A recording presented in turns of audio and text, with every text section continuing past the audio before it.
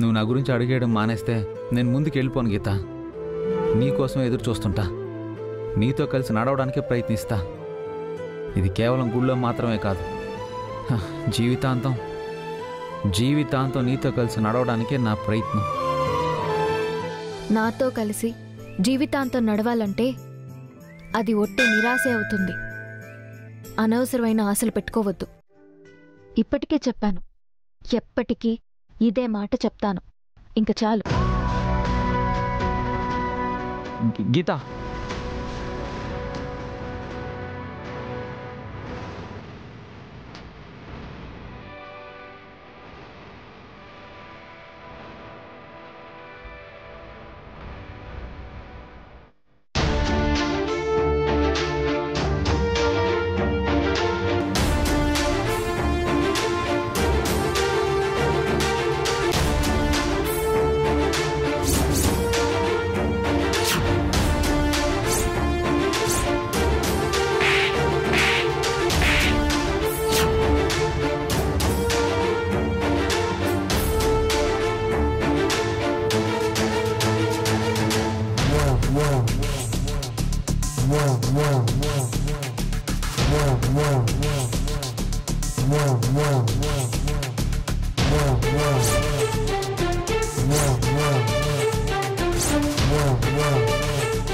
ఏందే నువ్వుండేది గుబ్బ పిల్లంతా? ఓ సూపేంది? గొద్ద సూపులు చూస్తా తీక్షణంగా చూస్తా ఉండావు. మీకెప్పుడు ఎదుటి వాళ్ళని చిన్న చూపు చూసే అలవాటు. అదే అలవాటుతోటి ప్రతిదీ చేస్తా ఉండాలి. అది నాలాంటి గొప్పోళ్ళకి అలంకారమే. మీరెంత, మీ బతుకెంత? ఈ అహంకారమే మీతో ఇలాంటి మాటలు పలికిస్తోంది, అన్ని పనులు చేయిస్తోంది.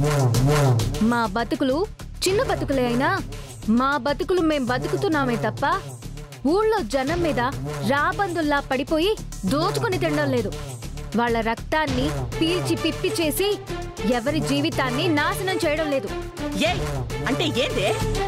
నేను ఊళ్ళో జనాన్ని దోచుకుంటా ఉండానా? అది నీకు తెలుసు, ఆ దేవుడికి తెలుసు. అయినా నువ్వేం చేస్తున్నావు, ఎవరిని దోచుకుంటున్నావు, ఎంత సంపాదించుకుంటున్నావు అనే దాని గురించి నాకనవసరం. కానీ ఒక విషయం గురించి నిలదీయడం కోసం నిన్ను పిలిచాను.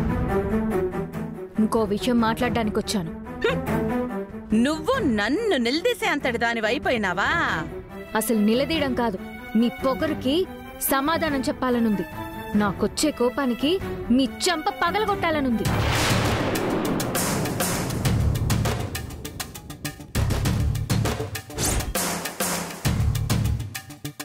ఏమే, నా చెంప పగలు కొడతానని నాతోనే అంటావా? అంత ధైర్యం యాడ్ నుంచి వచ్చింది నీకు? ఎంత పొగరే నీకు? నిన్ను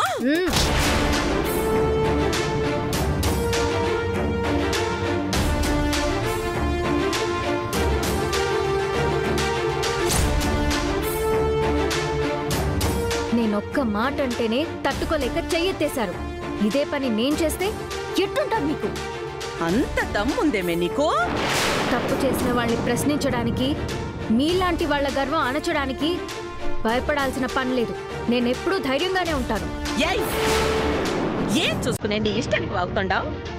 ఏమనుకుంటుండవు నా గురించి? చంపేస్తాను.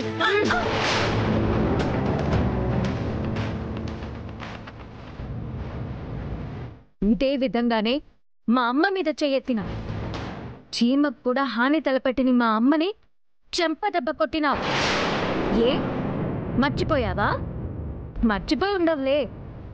పెళ్లిలో పొరపాటున పసుపు మీద పోసిందని మా అమ్మని అందరి ముందు చెంప దెబ్బ కొట్టావంట.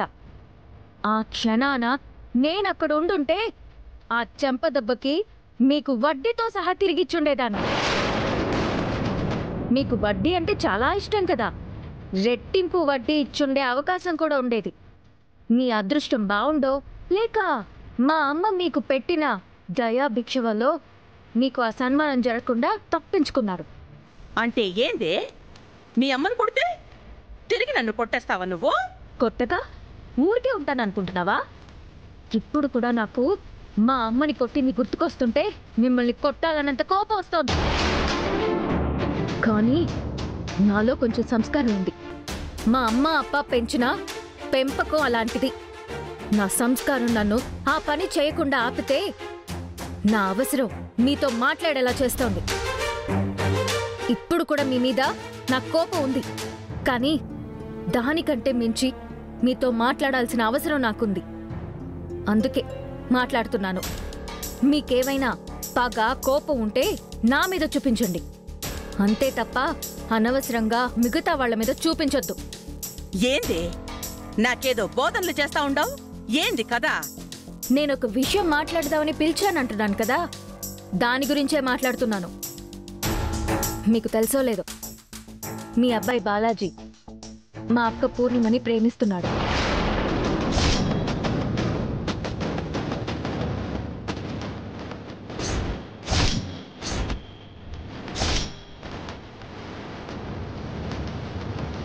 మా అక్క కూడా మీ అబ్బాయిని ఇష్టపడుతోంది. వాళ్ళిద్దరి ప్రేమని మీరు అర్థం చేసుకుని వాళ్ళని ఆశీర్వదించి వాళ్ళ పెళ్లి చేస్తారని ఆశతో నేనేం ఎదురు చూడడం లేదు. ఎందుకంటే వేరే ఎవరైనా సరే మీరు ఎలా రియాక్ట్ అవుతారో నాకు తెలీదు, కానీ పూర్ణిమ మా అక్క అన్నప్పుడు మీరు ఎలా రియాక్ట్ అవుతారో నాకు బాగా తెలుసు. ఎంత పొగరుండాలే!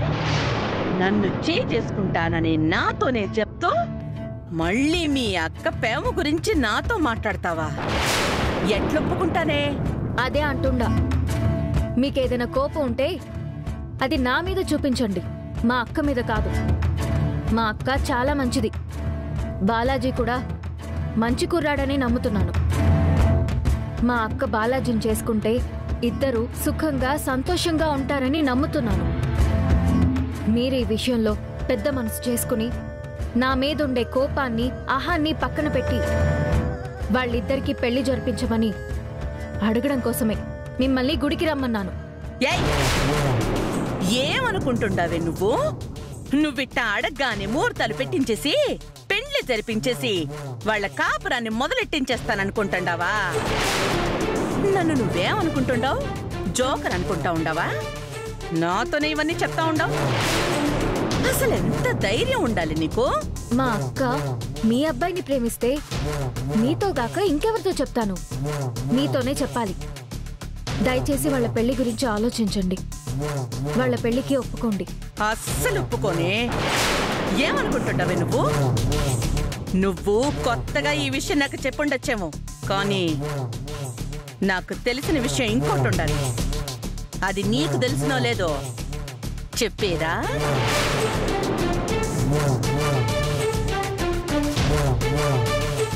మా గోవిందంగాడు నిన్ను ప్రేమిస్తా ఉండే విషయం నాకు తెలుసు. నీకు కూడా ఆడి మీదే మనసుండదని తెలుసు.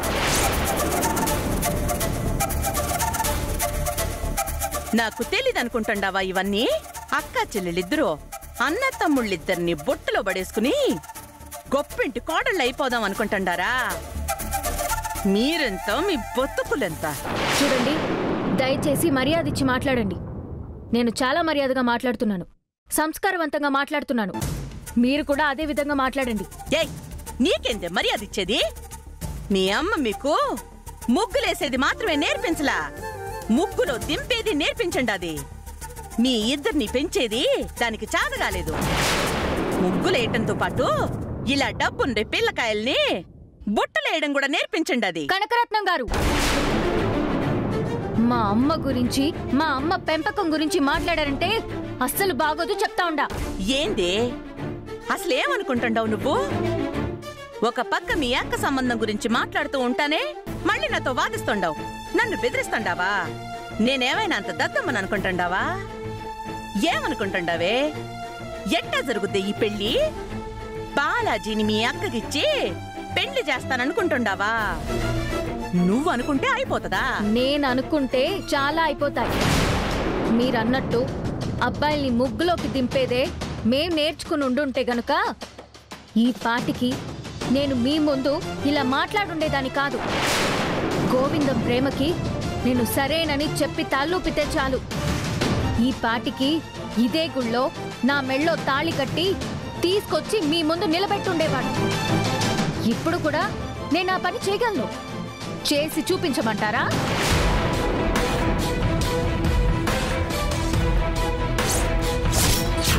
గీత లేకుండా నేను బతకలేను. గీత మటుకు సరే అని ఒక్క మాట చెప్తే చాలు, గీతను తీసుకుపోయి పెళ్లి చేసుకొని వచ్చేస్తా.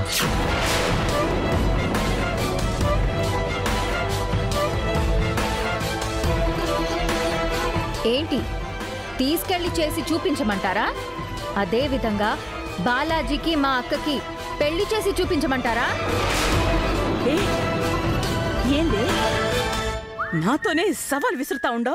అవును, మీ అబ్బాయి నన్నెంత గాఢంగా ప్రేమిస్తున్నాడో నాకంటే మీకే బాగా తెలుసు. చేసుకోనా మరి? చూడు, నువ్వు హద్దులు మీరుతా ఉండవు. లేదు, హద్దు మీరలేదు కాబట్టే మీతో మాట్లాడుతున్నాను. ముందు మా అక్కకి బాలాజీకి పెళ్లి చేస్తానని ఒక్క మాట చెప్పండి చాలు. మా బాలాజీ గడికి పెళ్లి చేస్తే ఎంత కట్నం ఇస్తారో తెలుసా నీకు? మినిమం 25 లక్షలైనా ఇస్తారు అడికి. మీరెంత తెచ్చుకోగలరు? కనీసం 25,000 ఉండాయా మీ చేతిలో? కట్నం కోసం అప్పు సొప్పు చేసినా ఎంత ఇచ్చుకోగలరే? 5 లక్షలైనా ఇచ్చుకోగలవా నువ్వు? ఇస్తావా?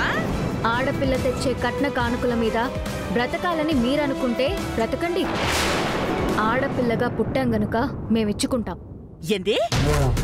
ఇస్తావా? ఎంత ఇస్తావే? అడిగారు కదా 5 లక్షలు. 5 లక్షలు ఇస్తాను. నువ్వు 2 లక్షల రూపాయలు నా దగ్గర అప్పు తీసుకుని ఉండావే. దానికి ఇంకో 10 రోజుల్లో మొదటి నెల వడ్డీ కూడా కట్టాలా. ముందు దానికి డబ్బులుండాయా నీ దగ్గర? మీ అక్కకు 5 లక్షల రూపాయలు కట్నం ఇచ్చి పెళ్లి చేయగలవా నువ్వు? చేస్తాను. సరే, నువ్వు 5 లక్షల కట్నం సంగతి చూసుకో. నేను పూర్ణిమ బాలాజీల పెళ్లి కొప్పుకుంటా.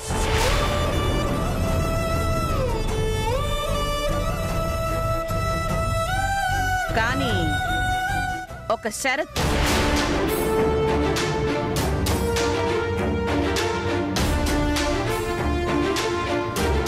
పూర్ణిమకి బాలాజీకి పెళ్లి జరిపించినానని నువ్వు గోవిందం మీద ఎటువంటి ఆశలు పెట్టుకోవద్దు.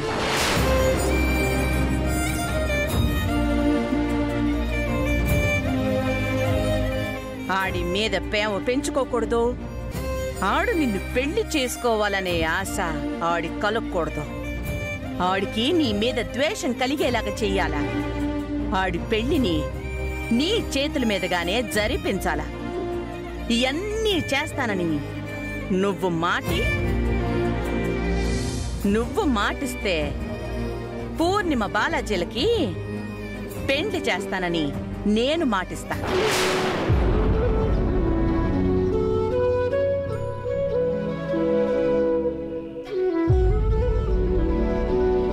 చెప్పు, గోవిందం నీ మనసులో ఉండడని, ఆడికి నీ మీద ద్వేషం కలిగేలా చేస్తానని, ఆణ్ణి పెళ్లి చేసుకునే ఆలోచనే అస్సలు చెయ్యనని నాకు ప్రమాణం చెయ్యి.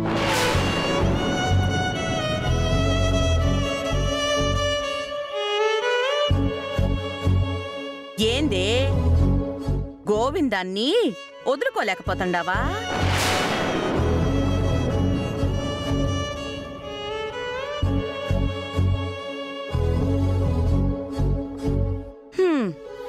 నువ్వు డిసైడ్ చేసుకో.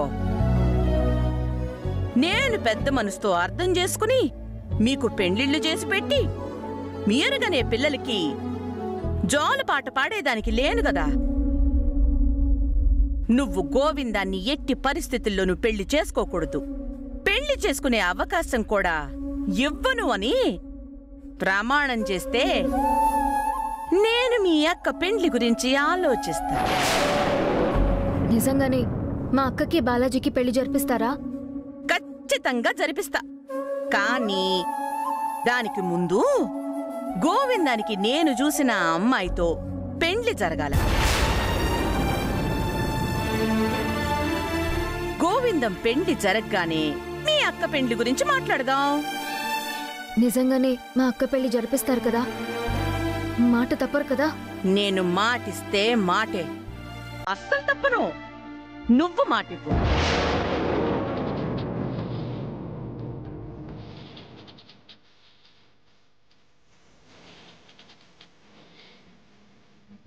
నేను మాటిస్తున్నాను, కానీ నేను మిమ్మల్ని అంత సులభంగా నమ్మను. మీరు ఆ దేవుడి మీద ప్రమాణం చేసి చెప్పండి, గోవిందానికి పెళ్ళైతే మా అక్కకి బాలాజీకి పెళ్లి చేస్తాను అని ముందు మీరు మాట ఇవ్వండి. చెప్పండి, ఆ దేవుడి మీద ప్రమాణం చేసి వాళ్ళ పెళ్లి చేస్తానని చెప్పండి. అప్పుడు నేను చెప్తాను. ముందు నేను మాట అడిగితేనే. నేను ఎంత నిజాయితీగా ఉంటానో నాకంటే మీకే బాగా తెలుసు. ముందు మీరు చెప్పండి. మీరు ఆ దేవుడి మీద ప్రమాణం చేస్తే నేను మాటిస్తాను. ఆ దేవుడి మీద ప్రమాణం చేసి చెప్తుండా, నేను నిశ్చయించిన అమ్మాయితో గోవిందం పెళ్లి నువ్వు జరిపిస్తే పూర్ణిమ పెళ్లి బాధ్యత నేను తీసుకుంటా. పూర్ణిమకి బాలాజీకి పెళ్లి జరిపిస్తానని చెప్పండి. అట్నే పూర్ణిమ బాలాజీల పెళ్లి జరిపిస్తా, సరేనా? ఏంది చెప్పు.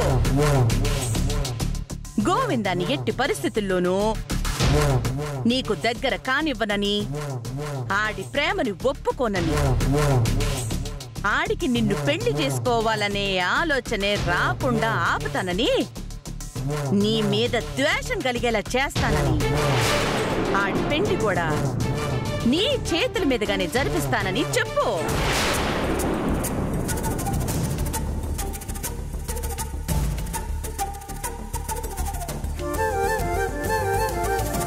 చెప్పు, నేను మాటిచ్చినాను కదా, ప్రమాణం చెయ్యి. నా చేతిలో చెయ్యేసి దేవుడి మీద ప్రమాణం చెయ్యి.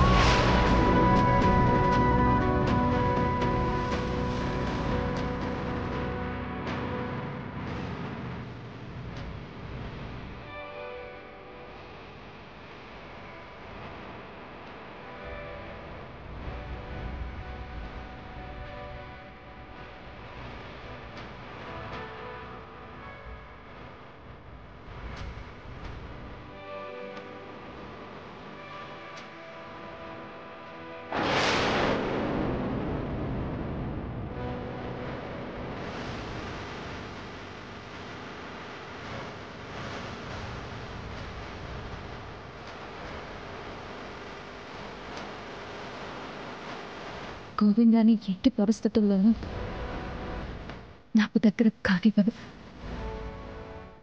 అతని ప్రేమని ఒప్పుకోను. అతన్ని పెళ్లి చేసుకోను. నా చేతుల మీద కానీ అతని పెళ్లి జరిపిస్తాను.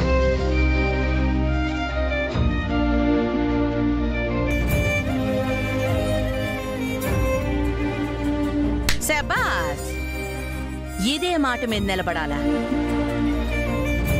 మీరు కూడా ఇచ్చిన మాట మీద నిలబడండి. దేవుడి మీద ప్రమాణం చేశారు.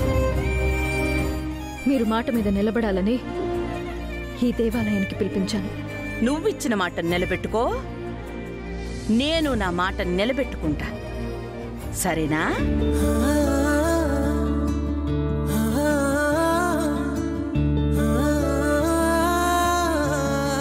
ఏంది చెప్పు. గోవిందాన్ని ఎట్టి పరిస్థితుల్లోనూ నీకు దగ్గర కానివ్వనని, ఆడి ప్రేమని ఒప్పుకోనని, ఆడికి నిన్ను పెళ్లి చేసుకోవాలనే ఆలోచనే రాకుండా ఆపుతానని, నీ మీద ద్వేషం కలిగేలా చేస్తానని, ఆడి పెళ్లి కూడా నీ చేతుల మీదుగానే జరిపిస్తానని చెప్పు.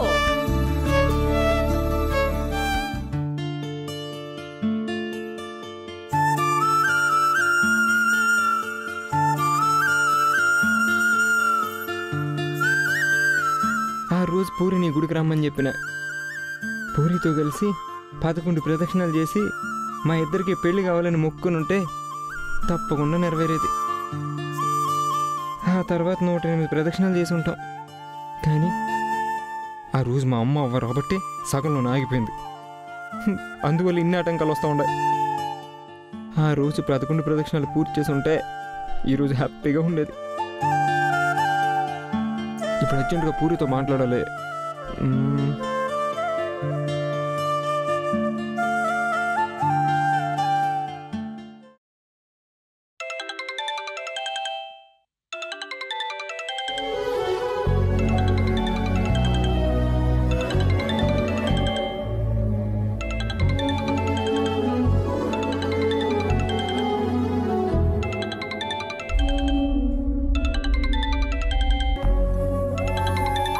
ఈయన ఫోన్ చేసి ఇంకా బాధ పెడుతున్నారు.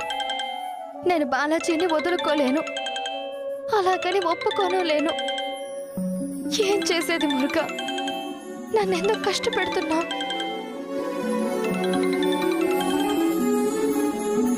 అమ్మా, అమ్మ తల్లి, అమ్మ పూరి తీయవే.